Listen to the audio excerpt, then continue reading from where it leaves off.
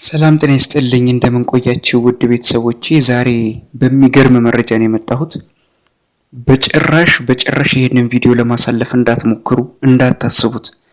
ምክንያቱም ሀገራችን ላይ እየተከናወነ ያለውን ምስጢር ሁላችሁም ማወቅ ስላለባችሁ ነው። ይሄ ትልቅ የሀገር ምስጢር ነው። ስለዚህ ይሄንን መረጃ ምናልባት እንግዲህ አላቅም ብሎ ወይም ደግሞ ችላ ብሎ የሚያልፍ ሰው ካለ I'm really sorry። ምክንያቱም በነጮች ባርነት ውስጥ አእምሮ ያለ ሰው ነው እንጂ ይህንን በጣም የተደበቀ ከብዙዎች የተደበቀን ታሪክ ማወቅ ያልቻለ ሰው በጣም ነው ማዝነው።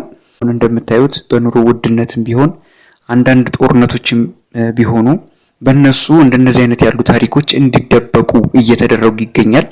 ይህንን መረጃ ለእናንተ ላጋራችሁ ዛሬ ተገኝቻለሁ። እስከ መጨረሻው ድረስ እንደምትከታተሉኝ ምንም ጥርጥር የለኝም። እውነቴን ነው የምነግራችሁ። ይሄ ቪዲዮ ካመለጣችሁ በእውነት በራሳችሁ እዘኑ። የእውነቴን ነው የምነግራችሁ፣ በራሳችሁ እዘኑ።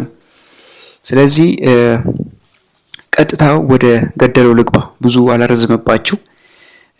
ኢትዮጵያ የኒውክሌር ማብላያ ገንብታ እንደነበር ምን ያህሎቻችንን የምናውቀው? እውነት እንነጋገር። አሁን ይሄንን ስነግራችሁ እውነቱ ኢትዮጵያ እንደዚህ አድርጋ ነው፣ እውነት ኢትዮጵያ እንደዚህ ምናምን ልትሉ ትችላላችሁ። ግን እስቲ ጠለቅ ብለን እንግባ። ከኔ ጋር ናችሁ አይደለም? እሺ እንቀጥል። በግንቦት 5 1946 ዓመተ ምህረት ነበረ በቀዳማዊ ኃይለ ሥላሴ አማካኝነት ፋብሪካው የተገነባው። በጊዜው ህብረት ማሽን የሚል ስያሜ ሰጠው ነበረ፣ ያኔ ማለት ነው። በሰሜን ኮሪያና በሶቪየት ህብረት አማካኝነት በርካታ የጦር መሳሪያ ማምረቻ ፋብሪካዎችም እንደተገነቡ ብዙ ታሪኮች ይገልጻሉ። እኔም ካነበብኳቸው አግኝቻለሁ። ደርግ በ1973 ዓመተ ምህረት ፋብሪካውን በተደራጀ ሁኔታ አስጀምሮታል። በ1980 ዓመተ ምህረት ከባባድ መሳሪያዎችንና ጥይቶችን ማምረት ጀመረ። በዚህም መሰረት ነበረ ጋፋት ኢንጂነሪንግ ኢንዱስትሪ እና ጉደር ላይ ሆርማት ፕሮጀክት ተገንብተው ከባባድ የጦር መሳሪያዎችን ጥይቶችንም ጨምሮ ማምረት የጀመሩት። በዚህ ጊዜ ነበር ታዲያ ጓድ ሊቀመንበር መንግስቱ ኃይለማርያም እንኳን ለአፍሪካ ለዓለም መንግስታት የሚያሰጋ ኃይል አለን እያሉ በአደባባይ በድፍረት መናገር የጀመረው። አያችሁ፣ ኃይለ ሥላሴ ነገሩን ጀመሩት። በኋላ ሊቀመንበር መንግስቱ ኃይለማርያም ሲመጣ እሱ በኩራት ጀነን ብሎ ከአፍሪካም አልፎ ለዓለም ሀገራቶች በሙሉ ምን አለ? በቃ ኢትዮጵያ በጣም ዓለምን የምታንቀጠቅጥበት ትልቅ ኃይል አላት ብሎ መረጃውን ይፋ አደረገ። ነገር ግን በድንገት አንድ ክስተት ተፈጠረ።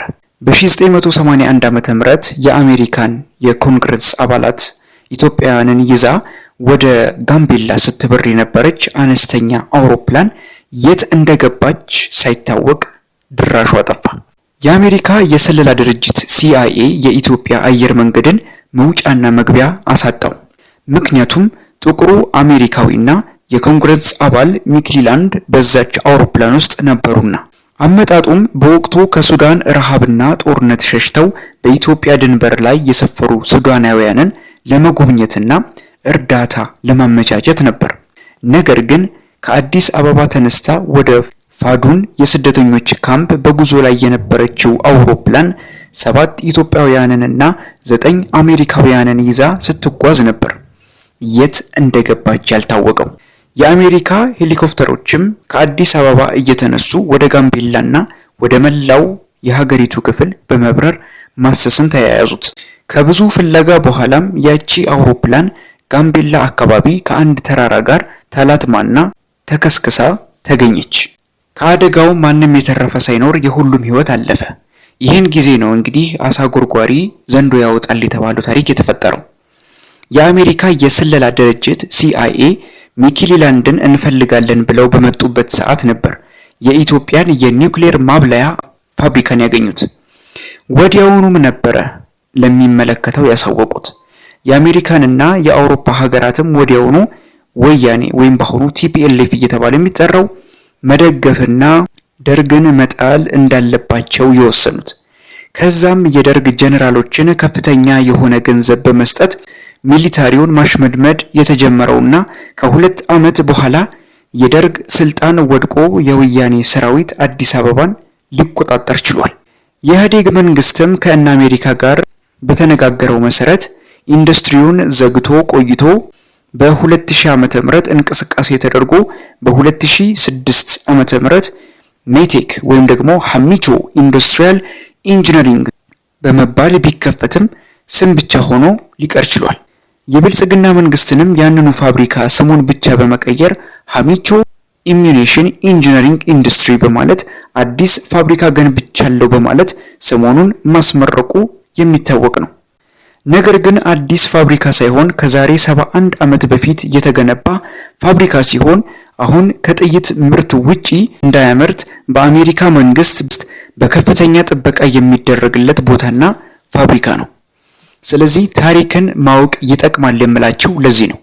ምንም ነገር ሲደረግ ያለ ምንም ምክንያት አይሆንም። ኤቭሪቲንግ እነሱ የሚያደርጉት ነገር ምንድነው? አዲስ ነገር መጣ ይላሉ ወይም አዲስ ነገር ፈጠርን ይላሉ። ነገር ግን ከኋላ የነበረውን ታሪክ ሸፋፍነው ከኋላ የነበረውን እውነታ ደምስሰው አጥፍተው ነው ወደ እናንተ የሚያመጡት።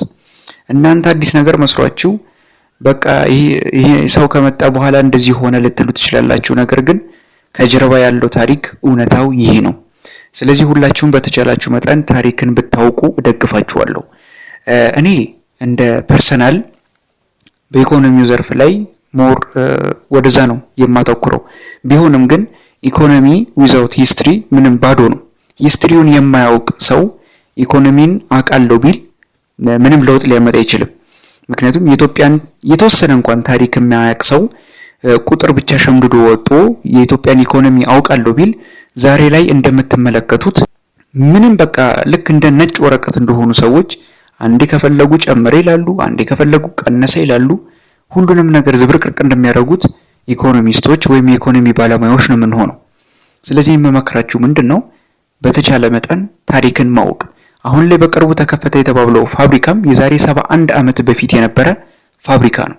ስም ተቀያየረ፣ ነገር ግን ምንም የመጣ ለውጥ የለምና ታሪክ መቼም ቢሆን እውነትን የያዘ ታሪክ ማለት ነው እውነት እንደሆነ ነው የሚቀጥለው። ስለዚህ ይሄ ትውልድ በእኔ በኩል ያለው ትውልድ ይሄንን እውነታ እንዲያውቅ ነው። አሜሪካ የነካችው ነገር መቼም ቢሆን ጤነኛ ሆኖ አያውቅም። አሜሪካ ናት። ላስታርቅ ብትልም ማስታረቅ አይደለም፣ የሆነ ነገር ፈልጋ ነው። የሆነ ነገርም ተፈጥሮ በዛ ነገር ላይ ገብቼ ፈንድ ላደርግ ብትልም ውሸት ነው። ስለዚህ አሁን ላይ ሀገራችን ላይ እየተፈጠረ ያለው ችግር ጦርነቱ ምኑ እያንዳንዳቸው ነገር ካልኩሌትድ የሆነ ፈንድ አላቸው። ሁሉም ነገር በካልኩሌሽን የሚሰራ ነው።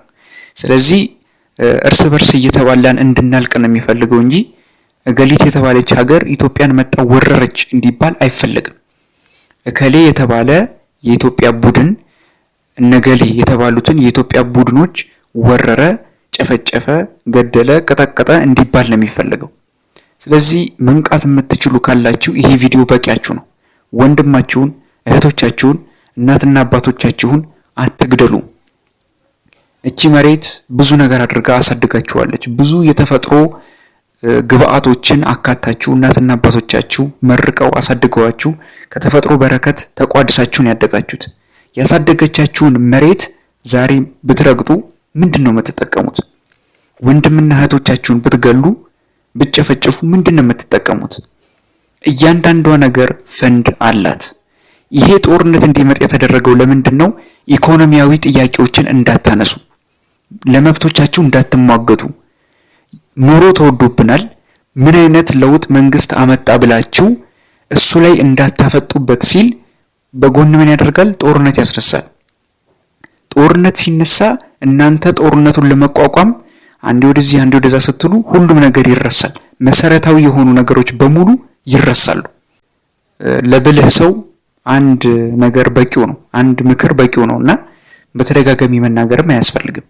ስለዚህ ይሄ ቪዲዮ የደረሳችሁ ሰዎች ሞር ለሌሎችም ሼር እንድታደርጉልኝ፣ ሌሎችም እንዲያውቁ እንዲባንኑ ነው የምፈልገው። እስከ መጨረሻው ድረስ ስለተከታተላችሁኝ ከልብ አድርጌ አመሰግናለሁ። እግዚአብሔር ያክብርልኝ። ሰላም ለኢትዮጵያ።